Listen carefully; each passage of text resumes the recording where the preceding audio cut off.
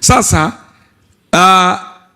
SACCOS yako inakulazimisha uwe na tabia, culture, uwe na utamaduni wa kujenga kuwa na akiba, jambo ambalo limewashinda mamilioni ya watu.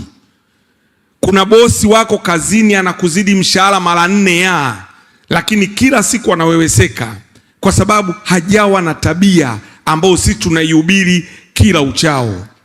Lakini kupata huduma rahisi na za haraka, kuna mtu kukopa milioni 1. Leo asubuhi wakati nakunywa chai, kuna kijana mmoja amenipigia simu, mwenyekiti, na dharura ya milioni 1. Tumekuja kuanza mkutano, milioni 1 imeshaingia kwenye akaunti yake. Bahati nzuri hana sifa zote, hana mkopo, hana nini. Kwa hiyo ile haraka unaipata ndani ya Bandarini SACCOS. Lakini usawa katika maamuzi. Leo tunataka kuingia bima ambayo itamfaidisha mtu milioni 5, amefariki, amefiwa na mke.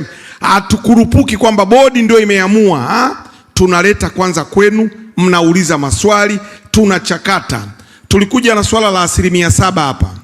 Kwanza tulilileta kwenu, tukalipeleka kwa wanachama, baadaye ndo tukaanza kulifanyia kazi. Kwa hiyo kiongozi ni ule unayetambua usawa katika maamuzi.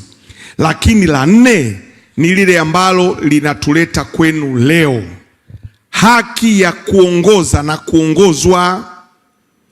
Wapo viongozi wanaonaga wenyewe wana haki tu ya kuongoza watu, mapunda.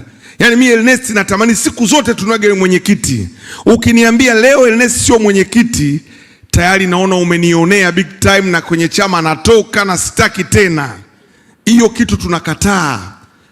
Bandarini SACCOS ina viongozi wengi. Leo nikitoka mimi, aje mwingine. Sasa asije mwingine akaturudisha nyuma. Tunataka hawe na ABC kuhusu tulioyafanya, na yeye aendelee kutokea pale.